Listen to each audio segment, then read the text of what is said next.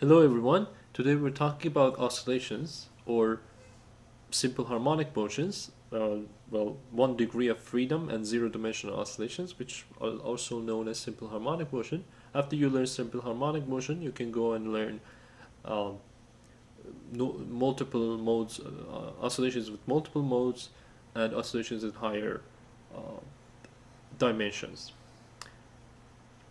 And you can find all the information, all the problems that we're going to solve here, the PDF files, and also with the solutions will be available at this web address here, rown.org/teaching.html, and all the material are licensed under Creative Commons BYSA, share alike, and which means that you have the freedom to copy, redistribute, and modify and all, but you have to give the others the same freedoms.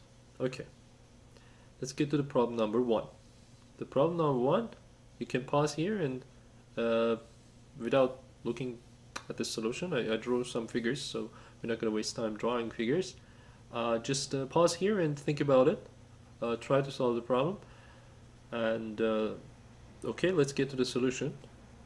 If you have worked on it yourself. So for part A, it's asking you to find the frequency of the oscillations for this system of masses and the K, the spring.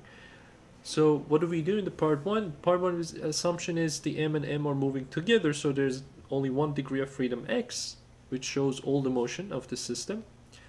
And the only force you have in the X direction, in the horizontal direction, is negative Kx, which acts on this whole system M plus M. So we take our system to be the whole M plus M mass. In the Y direction, we're not interested in the equation of motion, but in the X direction, we're interested in equation of motion, which is force equals mass times acceleration.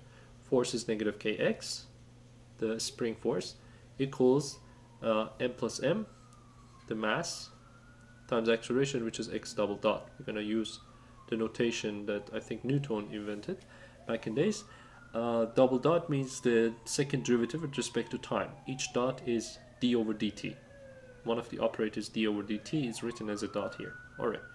If you simplify this equation, you get the more familiar form of x double dot plus omega 0 squared x equals 0, with the solutions x of t equals the amplitude times cosine. This is the simple harmonic motion equation, right? Omega 0 t, it's a circular periodic function, cosine function we're using here.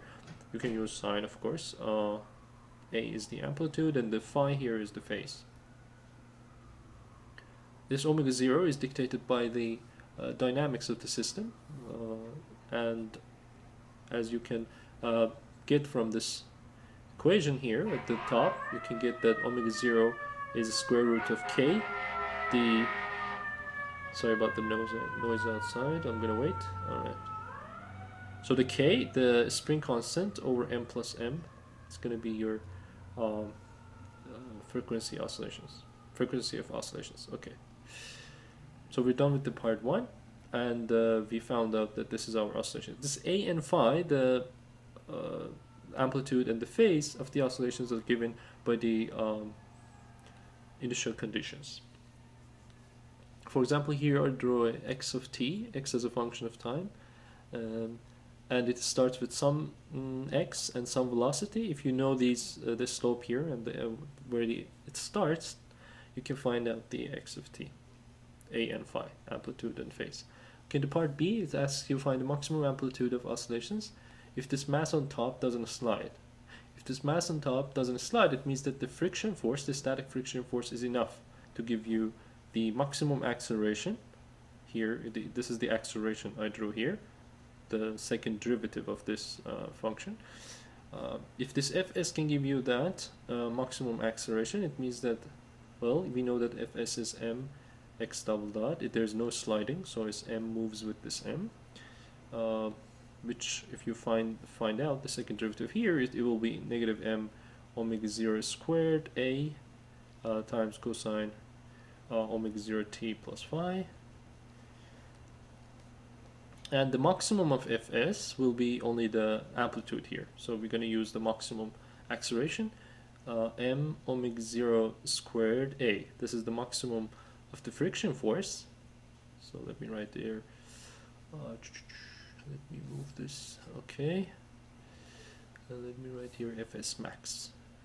The static friction force maximum is this. And we know that this must be smaller or equal mu s times mg. The normal force is mg. It's simple to figure it out. So what you find is there's a maximum amplitude that you can have so that the m doesn't slide. When you reach the maximum amplitude, you reach the maximum, also the maximum accelerations at the ends of the oscillations, two ends. Then that maximum amplitude, the condition comes from here, and it is mu sg over omega 0 squared. Omega 0 squared, right? The m's cancel. Mu sg over omega 0 squared. You can also put the omega 0 from here. So that was the part B. That's it for the problem number 1. Alright, problem number 2.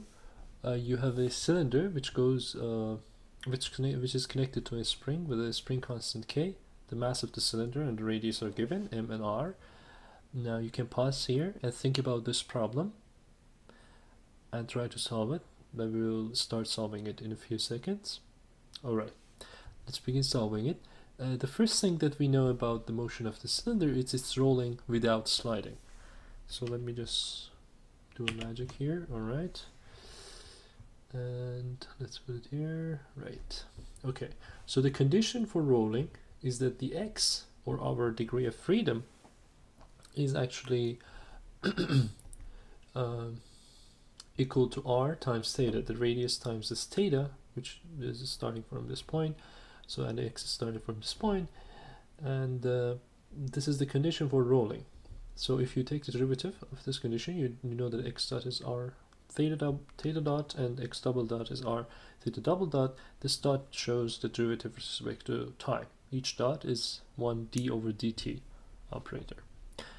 Alright, let's get to the problem. In the part A, it asks you to find the kinetic energy. So the kinetic energy formula, you just write it down. Of course, it's half mass times the velocity squared plus half the inertia, the moment of inertia times the angular velocity squared. So the this x dot is the velocity of the center point here, and this omega is the omega with respect to the center, and this I is measured with respect to the center, which is half. Let me write it here. I is half mr2 for a cylinder, but you can just substitute this whenever you want. I'm just going to use I. So for omega, or theta dot squared, let me actually use theta dot because omega can be mistaken by the omega, the frequency of oscillation, although we're using omega 0 for the frequency of oscillations. So let's put theta dot, and we know that theta dot is x dot over r.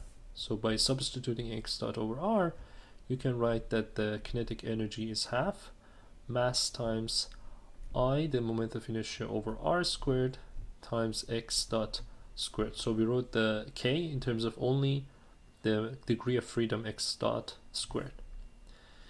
So the part B, it asks you to find the potential energy. The potential energy is easy.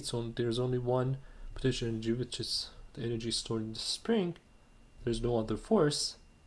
Well, there's the static friction force, but there's no potential energy connected to that. So there's only K. This static friction force is actually what brings us this I over r squared we'll see in the part D. So the only term for the potential energy is half k x squared, the energy stored in the spring. Now we can write the total energy, E, the total mechanical energy, which is conserved here because there's no sliding, there's only rolling, so we're not losing any energy, and it is equal to the kinetic energy, I over mass is m plus I over r squared, x dot squared plus half k x squared. Now, one way to get to the equation, to the famous equation x double dot let me write it actually here, x double dot plus omega 0, this is the frequency of oscillation, x times x equals 0. So we want to get to this equation so we know what is omega 0, what is the frequency of oscillations. One way to get there is to take the derivative of this energy formula and set it to 0. If you do this, you'll get some x dot times this equals 0. You'll see. So by taking this, you'll get x dot times this equals 0, and by just dividing both sides to x dot, you will get to this formula. And it will show you that omega 0 is, let me write it here, omega 0 is square root of k over m plus I over r squared. The other way of thinking here, which is more intuitive, is that the term that appears in the kinetic energy, this coefficient here, but there's a half, there's a coefficient, and there is x dot squared, the degree of freedom, the first derivative with respect to time squared. So this coefficient here is actually the effective mass, which goes here in the denominator of omega 0, and this coefficient here, k, is the effective spring constant, which goes on the denominator here, k.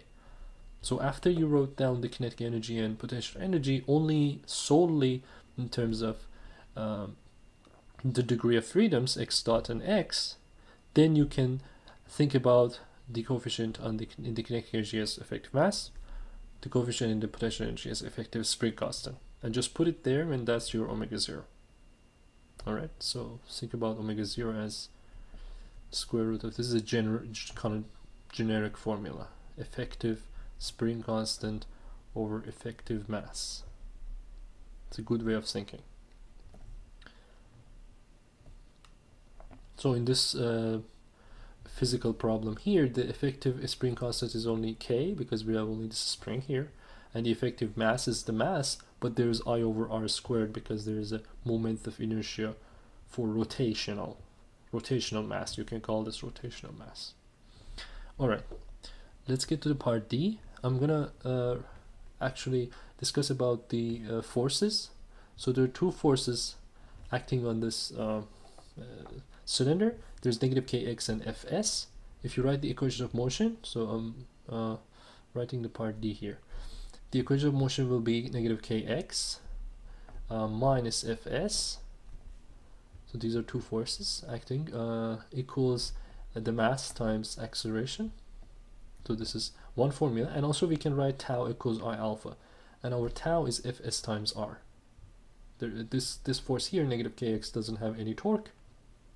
The only torque comes from the static friction force, fs, which is fs times r, and it's positive in theta direction. It's clockwise, so it's rotating it in the positive theta. You see the positive theta is assigned clockwise because the x positive is toward right. So theta has to be positive in this direction so that we have this x equals r theta. So we have fs times r equals I theta double dot, or I times the angular acceleration. This is equals to I x double dot, the acceleration over r, because this problem is about rolling. Okay, if you actually simplify these two equations and find the fs from here and put it here, you'll get to the same equation we got here, x double dot plus omega 0 squared x equals 0. This is another way of deriving this, but here we're interested to find the fs itself, which we found here. So the fs itself is actually I over r squared, this is a rotational mass kind of, times x double dot. So this is our fs. And by setting fs, we know that xt as a function of time is the amplitude of oscillation times cosine omega 0 t plus phi. Okay. So if you take the derivative of this function twice, two derivatives, then this is going to be equal to, as a function of time, fs as a function of time is I over r squared times omega 0 squared. So there's a negative sign too, let's not forget that. When you take derivatives. First there's negative omega 0 sine, and then there's omega 0 again cosine. So there's 2 omega 0s cosine omega 0 t plus phi. What I did, I took derivative here and just inserted there. Well, let's not forget the amplitude itself. So this is the friction force as a function of time. Now you have to say Fs is always smaller or equal to mu s n, and you know that the normal force is mg. So Fs is smaller or equal to mu s g, mg, so you can find that A, maximum amplitudes, so that we don't have a sliding, is when the friction forces become mu s mg. So you set this maximum to be mu s mg. So the A max is going to be mu s mg over, like there's r squared here, and there's I omega 0 squared, and you might be able to simplify this equation more. So that was problem number 2. Let's get to the next problem. Alright, problem number 3. In the problem number 3, you have a uniform elliptical disc here, which is connected to a strain pivoted at point P, and there's a gravity in this problem. You can pause this problem and try to find the oscillations, the frequency of small oscillations. So let's get to the solution. So there are multiple ways you can write the force equation here, but the good thing to do here in this problem is to use just the pivot point and write tau equals I theta double dot. So we're going to use this equation, IP, so tau p, the torque with respect to this point, about this point P, equals to the moment of inertia about that point, and times theta double dot. And the theta is our see, this is the angle theta, which shows the displacement from the vertical position. Okay. So first of all, you need this IP here, the moment of inertia about this point P. If you know the ICM, you're using the parallel axis theorem, right? So you know the ICM is half MAB. You just add it to mr squared, the distance between the CM and this parallel axis here, to find that IP is half MAB plus mr squared. Alright, so we know the IP, and I'm just going to use IP from now on. I'm not going to substitute this formula here. You can do it whenever you want. But how about tau p? How we can find the torque of these forces? So there are two forces, mg, the gravitational force, and this negative kx coming from the spring. So there are two forces. You want to find the torque of both of them. So the mg is a little bit simpler here. You have this theta here. This if this angle is theta, this angle is theta, and mg sine theta times r is going to be your torque. So tau p for the force mg is going to be mg, and it's rotating it away, so it's rotating in the positive direction. It's increasing this theta, so we're going to just set positive here, mgr sine theta. But we know that we're going to use small oscillations approximations, and small oscillations means that all this degree of freedom we're talking about, which here is theta, it's small, which means that you can use sine theta almost equals theta, and cosine theta is 1. You can use these approximations, which we will use. So let me actually use it. Let's do this. Sine theta is theta, almost, and minus this force is negative kx, so it's negative kx times this is h, so the lever arm for this negative kx is h, and there's actually a cosine theta we should add here, or sine of this angle, which is cosine theta, but the cosine theta is 1, so I'm just going to write kx times h. That's it. If we simplify this, so that our tau is going to be almost equal to, there's a mgr theta minus, there's a kx. This x here is actually almost well, it's equal to h sine theta in this graphical notation. If you assume that this is h, yeah, this length is h, so it's x is going to be h sine theta, which is almost h theta. And the spring is going to be a little bit inclined here. It's not going to be straight like horizontal, but if you think about it, it's just giving you a cosine theta term, which we're assuming that the cosine theta is 1. So you can write actually kh times, well, actually h squared times x, which is times the sine theta here, which we're going to use theta for it.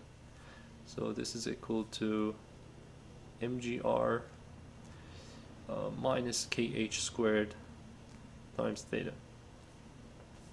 If you simplify this equation again, you will find out that the equation is theta double dot plus, okay, the equation here is kh squared minus mgr over ip.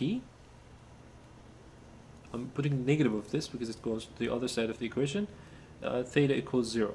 So from here you can get, from tau p, from these two, you can simplify and write it in the more familiar form for the oscillations. So now you know that the square root of this factor here, if you just take the square root, that will be our omega, the frequency of oscillations.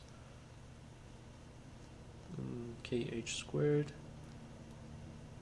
minus mgr over ip. So the question here is, what happens? So I'm asking this question: what happens if the if this parameter, if this equation here becomes negative, if the inside the square root you have a negative number, or in other words, omega 0 is imaginary, an imaginary number. What does it mean to have that solution? So you can pause this video and think about this question.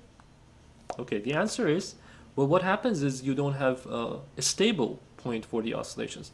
So if this solution is positive, if the kh squared minus mgr is positive, you have these two cases. I mean, you have a range of oscillations that it looks like this. This is when it's big, when the omega is large, or the period is fast, you're oscillating fast, or it's slow. So you can think about this as a curve for potential energy. You can think about this as potential energy.